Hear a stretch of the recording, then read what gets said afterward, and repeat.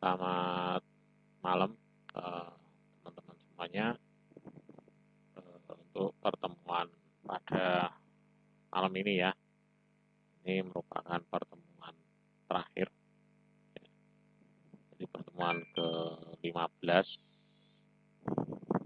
pertemuan terakhir di mata kuliah Tata Kelola Teknologi Informasi. Ya. Oke. Kemudian nanti untuk minggu depan masuk ke minggu tenang, yaitu tanggal 15 sampai dengan tanggal 19, dan nanti UASnya tanggal 22 Januari sampai dengan tanggal 2 Februari ya, 2 minggu. Oke, untuk yang terakhir ini adalah kita bicara tentang COVID ya. Jadi COVID itu apa di sini? Jadi COVID yang kita bicarakan di sini nanti adalah COVID-5 ya. COVID-5 ini tentang apa namanya?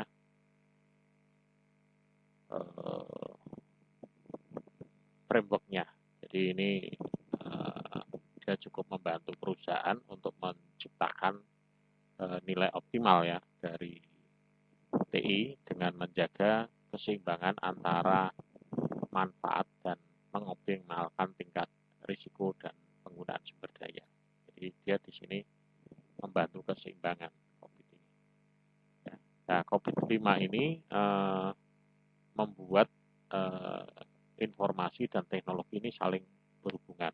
Jadi dia di sini nanti saling berhubungan erat ya, dan dapat dikelola ya, secara holistik bagi seluruh perusahaan. Ya.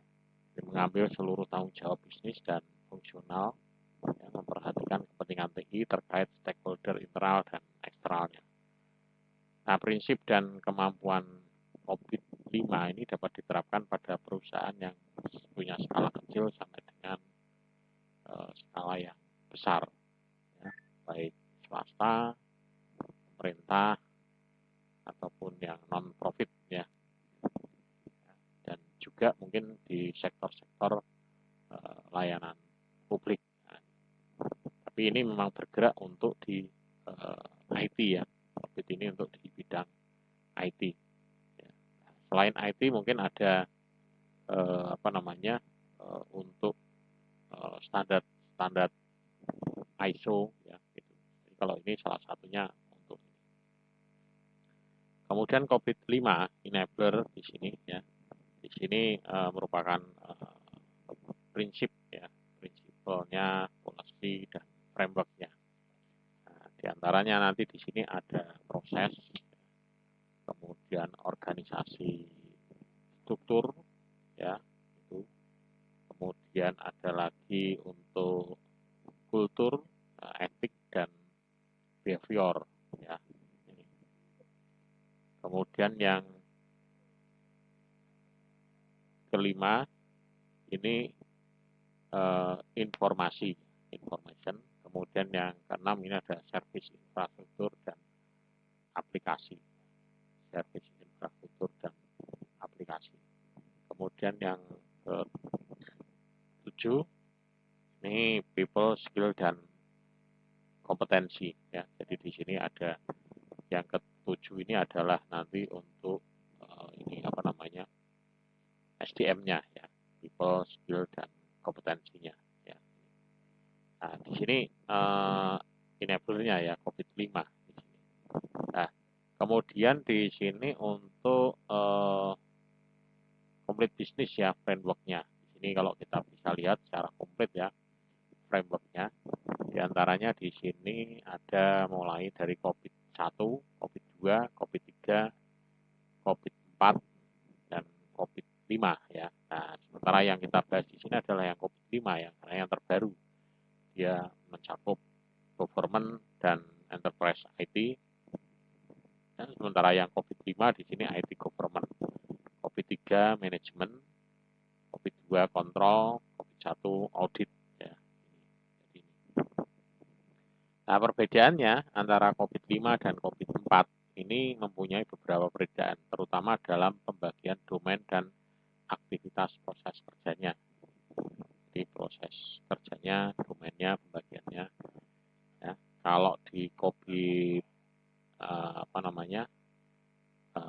5 ini terdapat pemisahan yang tegas antara tata kelola dengan manajemennya.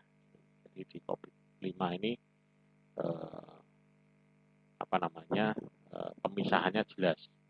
Nah, jadi dengan pemisahan ini akan memudahkan ya institusi yang ingin secara jelas memisahkan antara tata kelola dengan proses operasional rutinnya. Jadi manajemennya itu bisa manajemennya seperti apa, tata kelolanya seperti apa, ini di COVID 5. Jadi kalau yang di COVID 4 enggak ya, dia mungkin bergabung ya. Jadi kalau mau dipisah ini tidak bisa. Padahal ini suatu kesatuan yang berbeda, tata kelola dan manajemennya. Kemudian framework-nya. Ini produk utama COVID 5 secara keseluruhan ini ada ringkasannya ya, ada diantaranya adalah 5 COVID 5 Principle, kemudian 7 COVID 5 Enabler Plus, kemudian nanti ada pengantar panduan pelaksanaan yang disediakan, ada ISACA, ini implementation COVID 5-nya, kemudian pengantar program penilaian COVID, ini tidak spesifik ke COVID 5 ya, dan pendekatan kemampuan proses yang diadopsi oleh ISACA. Ya. Kemudian COVID 5 produk keluarganya diantaranya di sini ada ini tadi COVID 5 Enabler, kemudian COVID Professional Guide di sini. Ya, di sini ada Enabler Information dan mungkin nanti yang lainnya ada juga informasi security, assurance, kemudian risiko. Tapi di lainnya juga ada ya professional guide-nya, di sini juga ada lagi. Ya. Kemudian COVID 5 Principle di sini ada 5 ya di sini. Di sini ada meeting stakeholder, ya, dan meeting stakeholder, kemudian covering the enterprise end-to-end-nya, ya. Kemudian apply single integrated framework, enable holistic approach, separating government from management. Nah, ini 5 prinsipal yang diterapkan di dalam COVID 5 ya. Nah, salah satunya adalah ini ya, meeting stakeholder yang memenuhi kebutuhan stakeholder. Jadi ini harus memenuhi kebutuhan stakeholdernya, permintaannya seperti apa, dan itu harus bisa memenuhi. Kemudian di sini juga meliputi keseluruhan kegiatan perusahaan, ya, merupakan satu framework terpadu. Ya. Kemudian ini memungkinkan pendekatan holistik. Dan yang kelima tadi adalah memisahkan tata kelola dan manajemennya. Ini penjelasan dari terjemahannya lah. Ini dengan diterjemahkan kan paham gitu ya. Nah, sementara itu apa itu COVID ya? COVID ini dirancang sebagai alat penguasaan IT yang membantu dalam pemahaman dan memanage risiko ya, manfaat serta evaluasi yang berhubungan dengan IT ya. Jadi manfaatnya itu. Jadi COVID memang dirancang sebagai alat penguasaan IT ya, untuk memahami, untuk membantu dalam pemahaman dan memanage risiko. Jadi risiko itu bisa dimanage dengan adanya COVID gitu ya. Nah, di dalam IT control framework-nya di sini ada COVID, ada visi misinya ya. Di sini visinya adalah sebagai model untuk penguasaan IT dan misinya adalah melakukan penelitian, pengembangan, publikasi dan promosi terhadap kontrol objektif dari teknologi informasi yang secara umum diterima di lingkungan internasional dan untuk pemakaian sehari-hari oleh manajer dan auditor. Nah, misinya adalah ini. Ya. Jadi dia punya framework, tapi dia punya visi misi. Ya. Nah, kemudian frameworknya di sini ada IT resource, IT proses, business requirement. Jadi IT proses ini meliputi di sini dia butuh data, informasi sistem, teknologi, fasilitas, human resource, termasuk SDM di sini ya. Kemudian IT proses di sini dia butuh perencanaan dan organisasi. Di sini ada pengadaan dan implementasi, pengantaran dan dukungan, kemudian pengawasan dan evaluasi. Kemudian kebutuhan untuk bisnisnya di sini ada efektivitas, efisiensi, rahasia, integritas, ketersediaan, pemenuhan, dan keandalan informasi. Ya, jadi yang requirement-nya, standar requirement-nya adalah seperti ini. Ya. Jadi framework-nya seperti ini. Kemudian ini kalau framework tadi ya, ini penjabaran dari ini tadi. Ya, tersedianya sumber daya IT, di sini IT resource, di sini IT proses, ini bagaimana diorganisir untuk bereaksi terhadap suatu kebutuhan, kemudian apa yang stakeholder harapkan dari IT di sini ya. Jadi yang diharapkan itu apa? Jadi, yang diharapkan tentunya adalah ini ya, efektif ya. Yang pertama adalah ini efektivitas, efisiensi, rahasia, integritas, ketersediaan, pemenuhan, dan keandalan informasi. Ya. Jadi yang dibutuhkan stakeholder adalah ini. Kemudian di dalam plan dan organisasi ya di sini, ini ada beberapa topik dan beberapa pertanyaan yang bisa dikembangkan di sini. Di sini biasanya tentang topiknya tentang strategi dan teknik ya, merencanakan visi, organisasi, dan infrastruktur. Nah, pertanyaannya di sini adalah ini, misalkan, apakah IT dan strategi bisnis ini sudah diterapkan? Ya. Apakah perusahaan sudah menggunakan secara maksimum sumber dayanya? Apakah semua orang di dalam organisasi sudah memahami sasaran IT-nya? Ya. Kemudian, apakah risiko IT ini sudah dipahami dan diatur? Ya. Kemudian, apakah mutu sistem IT ini sudah sesuai dengan kebutuhan bisnis? Ini beberapa pertanyaan yang di dalam planning dan organisasi. Kemudian di dalam akhir dan implementasinya di sini topiknya adalah tentang IT solution. Di sini ada perubahan dan pemeliharaan. Nah, pertanyaannya di sini nih, yang bisa dikembangkan ya dari topiknya ini. Apakah proyek baru itu dapat memberikan solusi terhadap kebutuhan bisnis? Apakah proyek baru itu dapat selesai tepat waktu dan sesuai anggaran? Jadi di sini jawabannya ya, tidak, ya, tidak.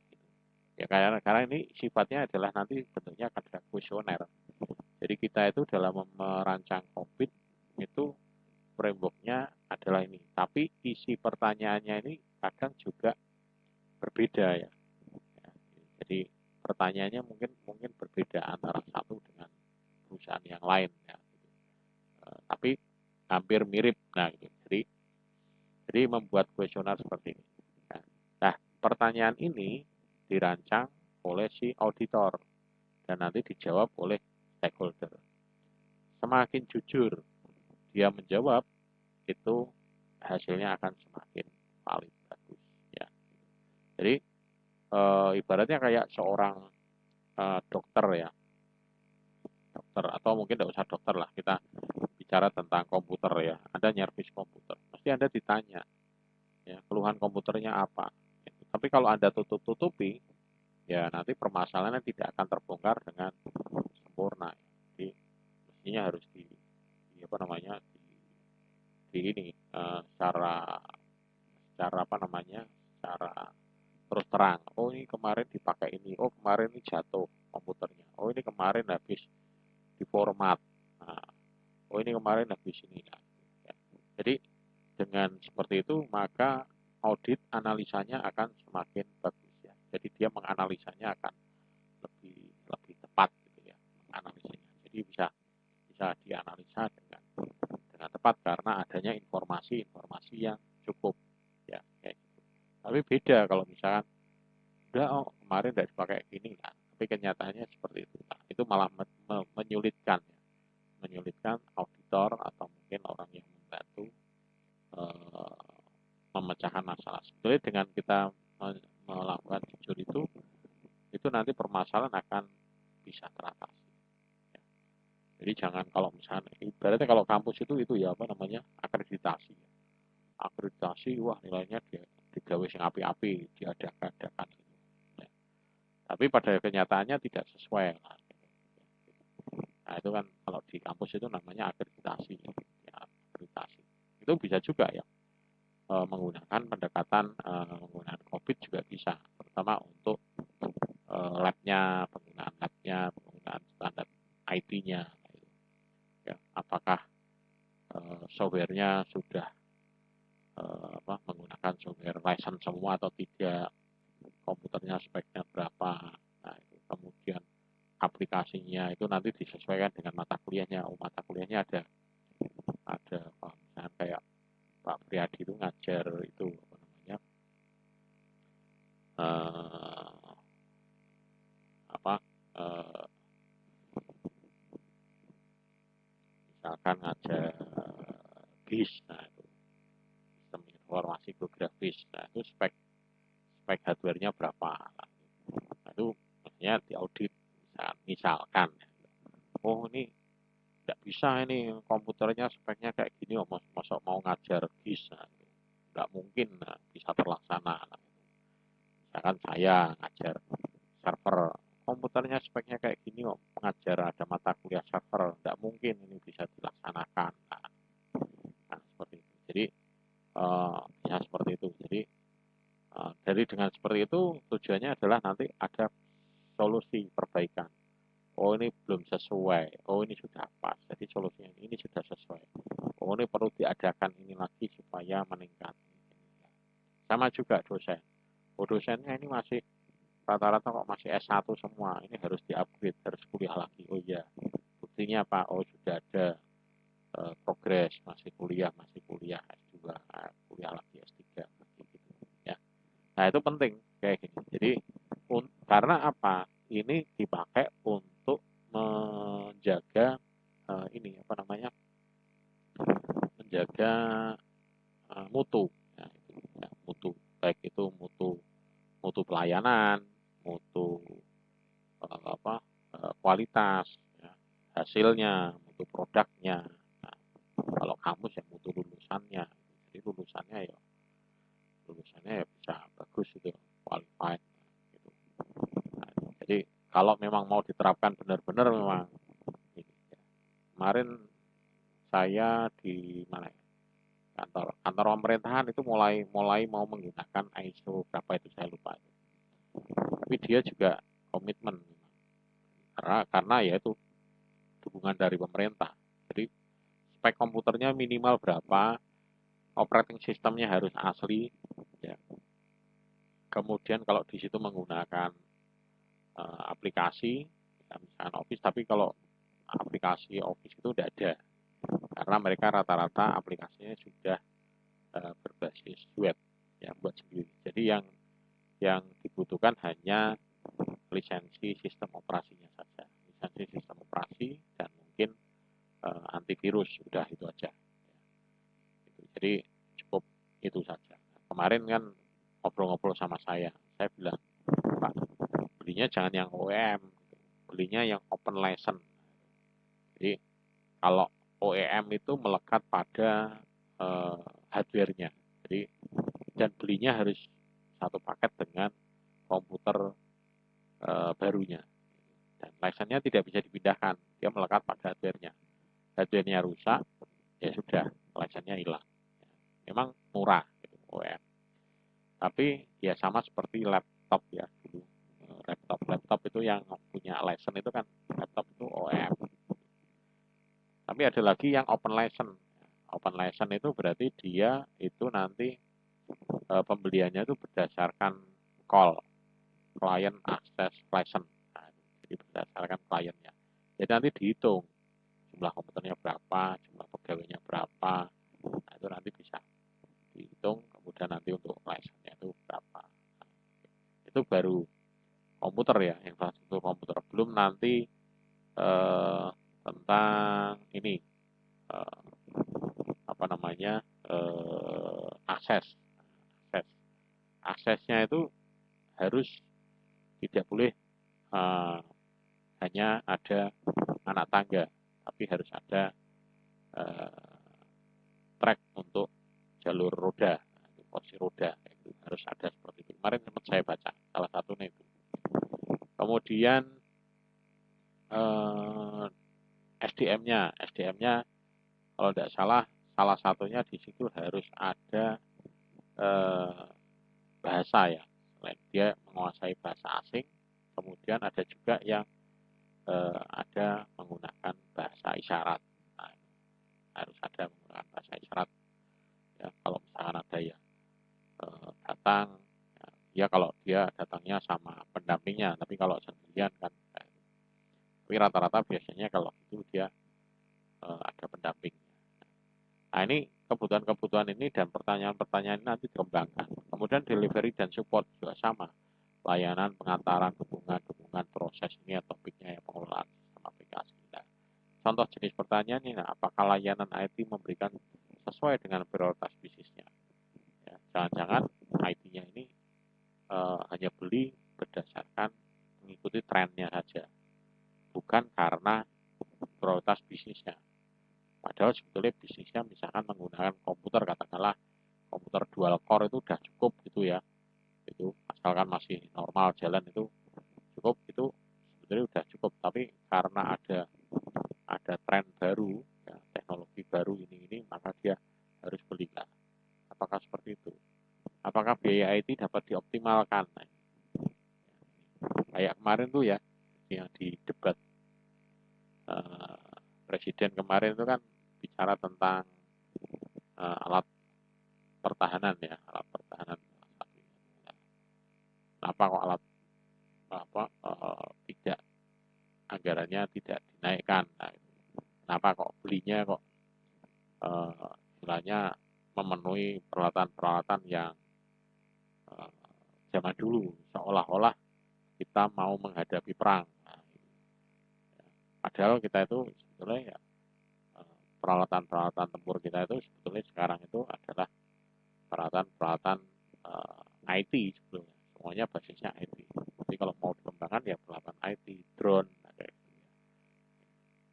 Kemudian monitoring dan evaluasi, ini topiknya tentang penilaian, dan overtime, jaminan pengiriman, sistem pengendalian, manajemen kesalahan pengukuran pekerjaan. Pertanyaan misalkan, dapatkah IT mendeteksi suatu perusahaan sebelum semuanya terlambat? Nah, ini kalau bisa berarti bagus. Jadi sebelum terjadi adanya masalah, IT ini sudah bisa mengetahui, mendeteksi, wah ini ada kayak gini. Nah, misalkan contohnya suhu, nah, suhu ruangan itu kok panas banget, panas. Nah itu, wah ini ada kemungkinan nanti bisa menyebabkan kebakaran atau menyebabkan kerusakan hardware atau apa yang lainnya. Itu bisa mendeteksi, wah ini suhunya panas. Wah, apakah jaminan kemandirian yang diperlukan dapat memastikan bidang-bidang kritis yang bisa beroperasi sesuai dengan yang diharapkan? Nah, ini salah satu contoh model pertanyaannya seperti ini. Sebenarnya banyak sekali yang bisa, tapi ini hanya contoh-contoh saja. Nah, kemudian Conflict Framework di sini juga menggunakan modelnya waterfall, waterfall model air terjun ya. Ini jadi prosesnya dari atas, proses IT proses, kemudian habis itu masuk ke business requirement, masuk ke control statement, masuk lagi ke control practice. Jadi modelnya menggunakan air terjun, ya, waterfall. Ya. Jadi kendalinya di mana, kemudian yang mencakupi apa, dimungkinkan apa, ya, dengan mempertimbangkan apa, seperti ini. Jadi frameworknya.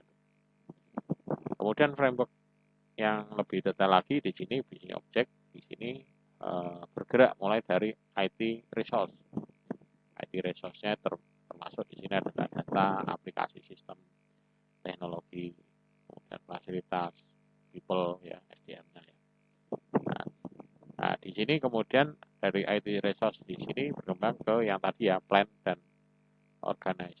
Nah, plan dan organize di sini ada sekian yang bisa dikembangkan ya. Ada dia bisa menggambarkan informasi arsitekturnya, kemudian nanti di sini bisa menentukan apa ya, organisasi dan relationship-nya, minute IT investment-nya. Nah, kemudian habis plan dan organisasi ini acquire dan implementasi. Di sini ada ini identifikasi automatic solution-nya. Jadi di sini mengidentifikasi yang bisa diotomatisasi apa ya. Kemudian yang bisa di-maintain aplikasinya apa, software. Yang bisa di-maintain teknologi infrastrukturnya apa. kemudian yang bisa di-maintain IT prosedurnya bagaimana, ya. Kemudian instalasi dan akredit sistemnya bagaimana, kemudian cara mengubah manage atau cara memanagenya itu bagaimana. Kemudian delivery dan support. Di sini ada mendefinisikan service levelnya, ya, triparty service-nya, performance dan kapasitinya. Kemudian ada continue service, sistem security, ya, atribut cost. Kemudian ada manage problem dan insiden, ya, manage data, ya, fasilitas operasi. Ya.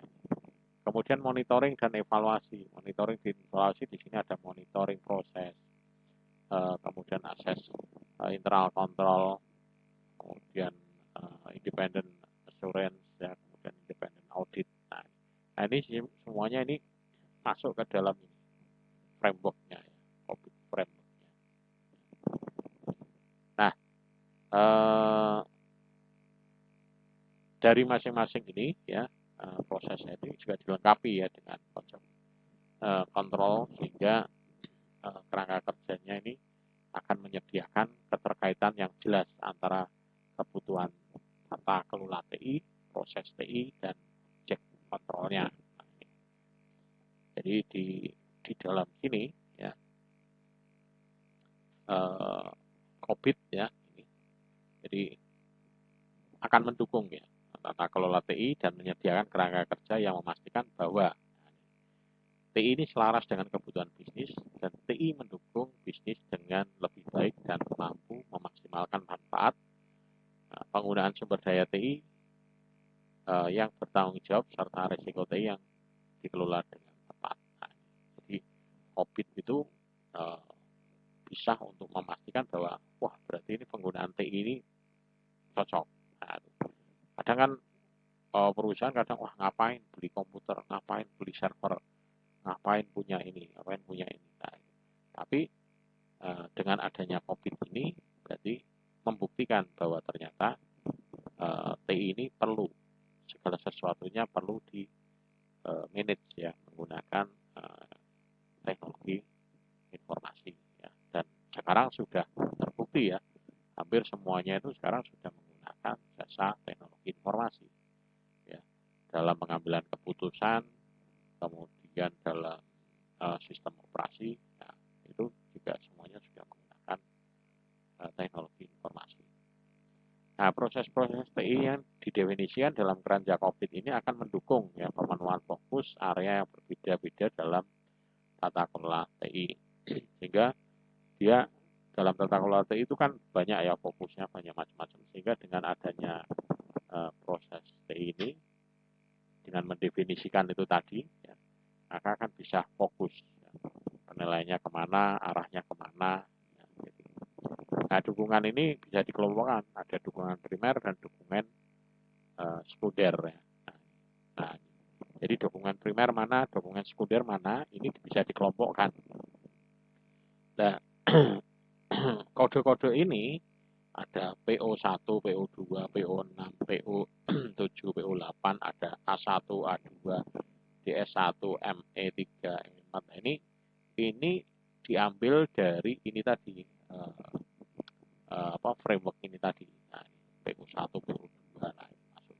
Jadi di bagian ini strategi enablement, oh dia primernya apa, sekundernya apa. Nah, yang perlu dibutuhkan adalah primernya. Oh berarti primer itu kan berarti kebutuhan utamanya. Berarti ini di dalam misalkan ini yang paling ya, performance measure-nya di sini DS1, ME1 dan ME4. Nah, berarti di sini dibutuhkan adalah ini DS1 delivery service level, kemudian ME1 dan ME4 jadi monitoring dan proses, kemudian ada profit independent audit, ya, ME1 dan ME1 dan ME4. Nah, jadi primernya adalah itu. Oh, M ini, ME-nya mana? Ya mungkin ini maksudnya M-nya, ME. Nah, jadi di sini, ya, untuk monitoring dan proses, profit dan independent audit, kemudian yang tadi adalah definisi define service level. Jadi ini kebutuhan primer untuk ini performance measure. Kemudian dari risiko manajemennya apa primernya? Nah, sekundernya itu mungkin nanti bisa di next time. Maksudnya, oh ini primernya harus terpenuhi dulu. Ya, sekundernya nantilah bisa sambil jalan. Nah, kayak gitu. Nah, ini kalau bisa menerapkan ini ya bagus ya, fokus tata kelola TI-nya, strateginya, value delivery-nya, resource management-nya, dan ada 5, 1, 2, 3, 4, 5 ya. Nah, ini kebutuhan primernya, sekundernya. Nah, kemudian untuk ini sini adalah case scope rangkuman ya. Tadi ya. Jadi untuk dapat sukses mengimplementasikan program IT government ini sangat penting ya. Jadi saya di sini ya, ini artikel ini ya, ini menjelaskan aspek manajemen dan kontrol objektif. Jadi control object for information and related technology atau COVID. Nah, ini dia menjelaskan ya, bisa menjelaskan sangat pentingnya kepenuhan manajemen. Jadi sangat penting. Kemudian ada juga pembelajaran menggunakan COVID edisi ketiga. Versi 3. Nah, ini beda lagi kalau yang 3 ya. Tapi kalau kita sudah menggunakan yang versi 5. Kemudian tujuan dari penyediakannya adalah untuk menjawab beberapa pertanyaan. Misalkan kayak gini, apakah isu manajemen yang muncul yang mempengaruhi penerapan dari setiap COVID ini critical success factory? Apakah pihak eksekutif dan pimpinan SLC ini menyetujui setiap COVID? Nah, ini.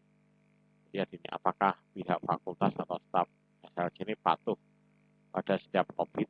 Nah, apakah keperluan dari setiap fungsi manajemen ini? Bagaimana keperluan ini dalam penerapan dari DS5, ya, DS5 ya. DS5 itu ya ini tadi. 2, 3, 4, 5 ini. Ya. Jadi, karena ini semuanya harus dikerjakan secara bersama-sama antara perusahaan atau stakeholder dan auditor. Jadi kalau stakeholdernya tidak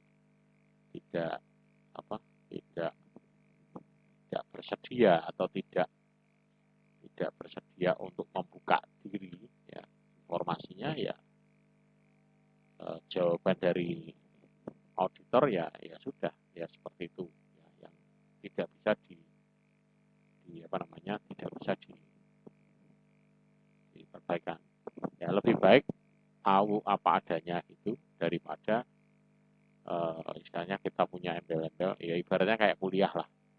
Kuliah kan ada prosesnya belajar, kemudian ada UTS kerjakan, ada proses lainnya.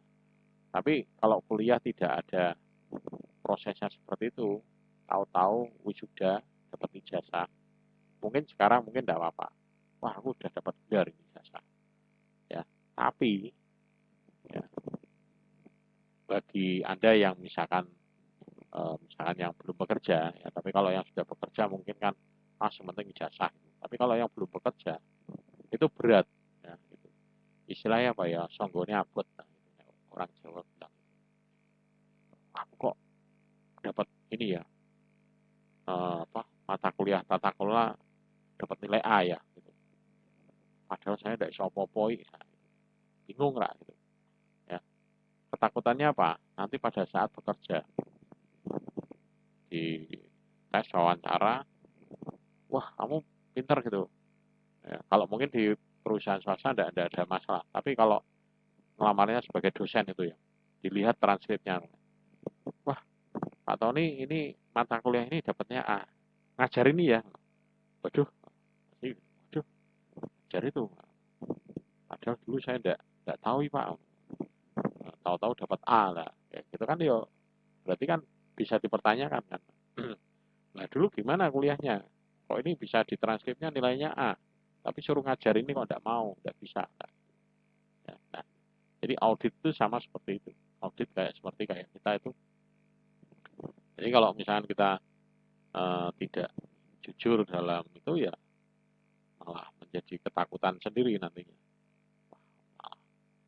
atau ketakutan terus nanti aku nggak berani pakai ijazahku untuk lamar-lamar lah, ada kayak gitu. Nggak. Jadi kalau ditanya ijazahnya mana, bilang ijazahnya. Nah, penting saya nggak kerja gitu, bisa gitu. Nah, kadang gitu. Tapi ijazah itu kan kadang untuk menentukan standar, ya, standar kompetensinya, apalagi sekarang itu ada kompetensinya, terus itu baru jasa. Belum lagi sertifikasi. Wah, sertifikasinya udah dapat sertifikasi Cisco. Suruh nyeting Cisco bingung. Ini apa ya? Alat apa namanya ya? Waduh, nah itu. Nah, dulu dapat sertifikasinya Cisco dari mana? Atau sertifikasi jaringan atau mikrofik dari mana? Tahu alatnya Cisco, heran. Wah, kok bisa gitu ya? Ya, ya heran, tapi tidak, tidak terlalu, jangan terlalu ini ya. Terlalu. Nah, ya mungkin saya sendiri masih kadang juga heran karena apa? Perkembangan yang terbaru. Wah, sekarang itu sudah seperti ini. Oh, apa, jaringan itu sudah seperti ini. Tapi dengan seperti itu kita bisa mengejar ketertinggalan. Kemudian metode ini untuk dapat menjawab pertanyaan tadi ini. Jadi penyidik atau auditor ini menggunakan tool diagnostik menggunakan COVID ya untuk mengevaluasinya. Misalkan contohnya ini COVID Key indikatornya atau mungkin pakai key performance indikator ini sebenarnya pernah saya bahas kemarin ya di 2 pertemuan sebelumnya itu ya, apa aturan-aturan cara membuat itu ya. Nah, ini metode-metodenya. Nah, ini kesimpulannya terakhir. Oke, mungkin itu yang bisa saya sampaikan karena di sini saya sendirian ya di Zoom ya. Mungkin kalau ada yang ditanyakan mungkin nanti bisa ditanyakan via apa namanya WA ya, atau kalau yang di YouTube bisa komentar, tapi ya sekarang nanti kalau apa komentar atau tanyanya nanti ya udah ketinggalan, tutup. Kemudian saya informasikan lagi ya untuk pertemuan ini terakhir, nanti untuk minggu depan adalah minggu tenang tanggal 15 sampai dengan tanggal 19, kemudian nanti tanggal 22 Januari sampai dengan tanggal 2 Februari itu nanti UAS ya. Dan saya mengharapkan teman-teman nanti tidak ketemu lagi dengan saya pada mata kuliah yang sama. Kalau Anda ketemu lagi berarti mengulang. Tapi ketahui di tempat kita tidak ada sistem mengulang. Nilainya jelek ya udah remedi. Menyenangkan pokoknya. Oke ya, itu. Oke, terima kasih. Kurang lebihnya mohon maaf kalau ada kesalahan dalam hal penyampaian. Terima kasih. Selamat malam, selamat beristirahat. Sampai ketemu di mata kuliah yang